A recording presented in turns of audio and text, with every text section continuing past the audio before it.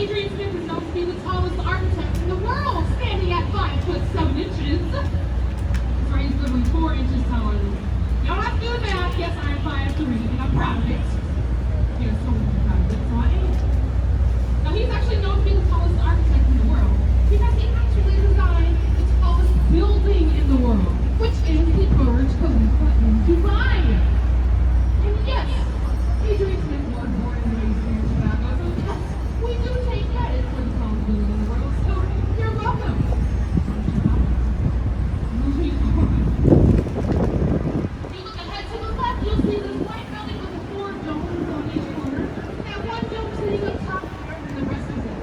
This is called the Jewelers Building. This was designed for jewelry retailers. I'm sure when I say that, now as you can see yourself, the items that went into this building were probably very rare and very expensive. And that is very true. And so what's cool about this building is that it used to have an elevator that was large enough to get a car inside. So instead of driving to work, probably having to mark a few minutes or so, you can just drive straight into the building itself. The elevator will close behind you, and then it will take you to whatever floor your office was on.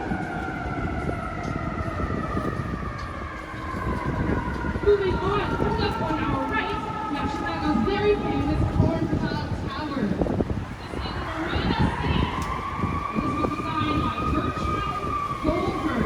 His idea of having a city within a city. So if your general needs of a city a little more accessible or just closer in general, I would say. So instead of having to travel to go to a grocery store, maybe a general store, or even go on a date at home now.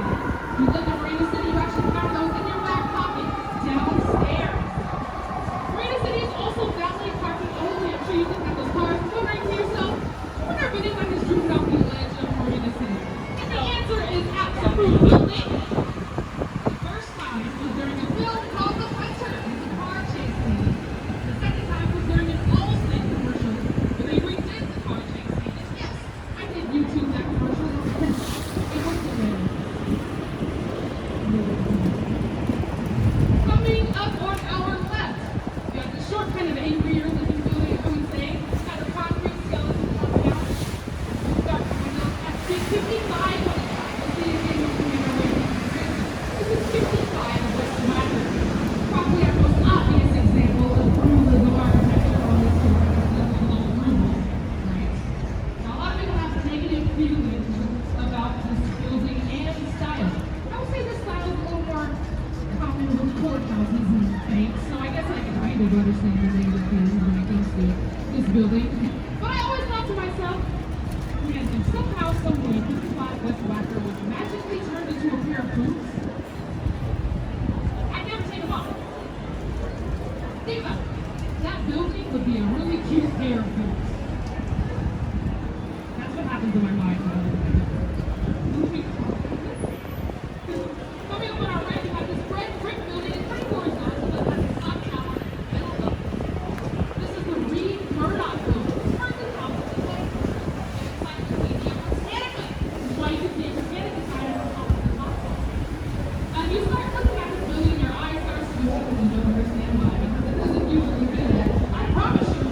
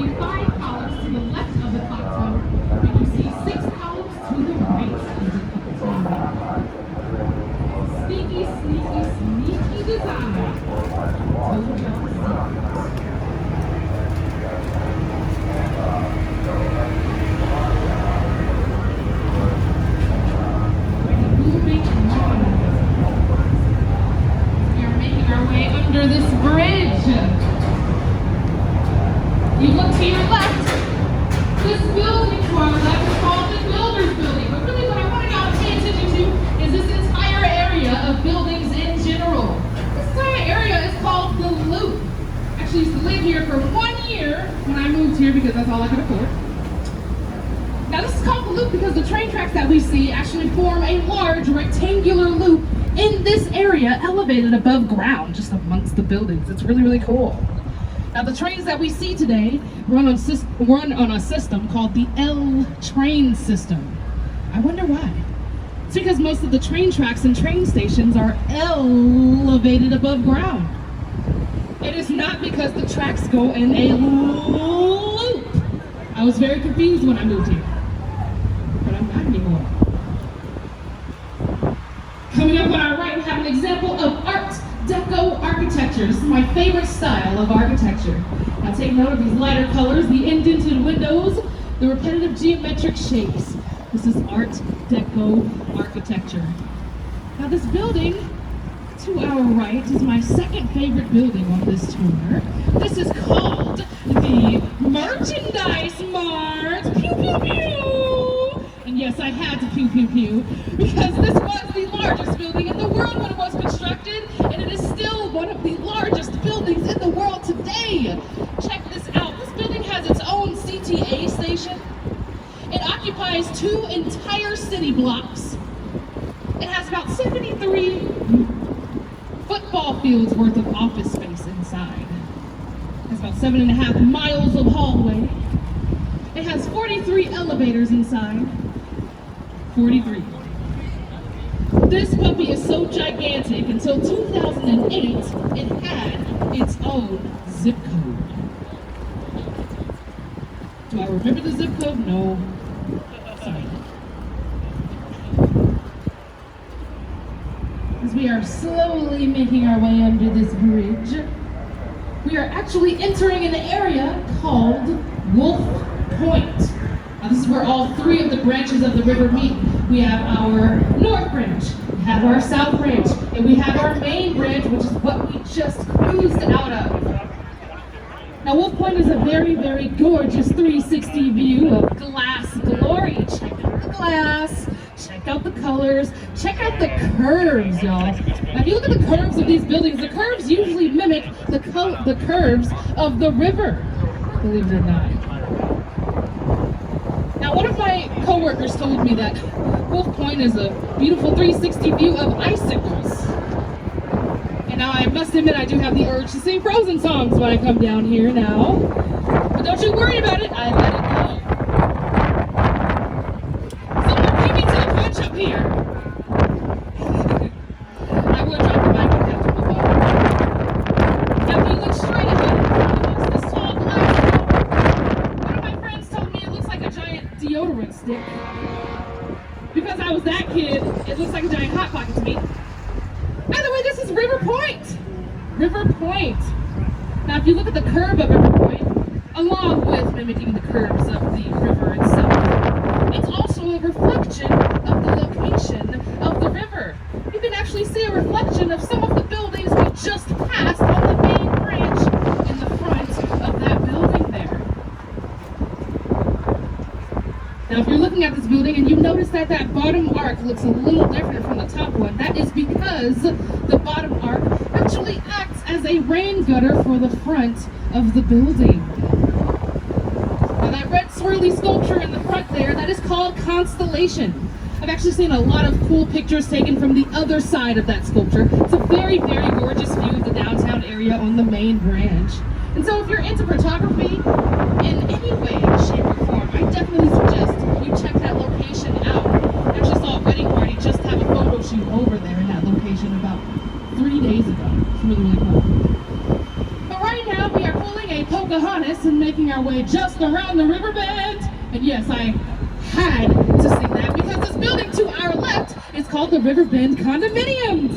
It's another residential building here. And we're on a river, and Pocahontas is one of my favorite movies in the world.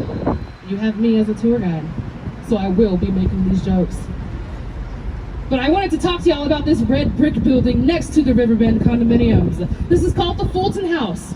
I don't know if y'all knew or not, but Chicago used to be famous for being the meatpacking capital of the world. Or, as my uncle told me to say it, the hot dog butcher of the world. So before this building became residential, it actually acted as kind of a large refrigerator or freezer. That's right. Meat used to live there before people did. Now, the architect who designed the Fulton House, his name was Harry Weiss. He was also an avid sailor in his time, so he gives little shout-outs to his sailing past. So if you see stars on the Fulton House, they represent the starry nights that he used to have as a sailor. Now, these river cottages right next to the Fulton House were also designed by Harry Weiss. He has a very large love for triangular shapes. And you see that executed in the different parts of the roof and the windows, and the side of the building. Really cool structure. It looks like something out of a Dr. Seuss book.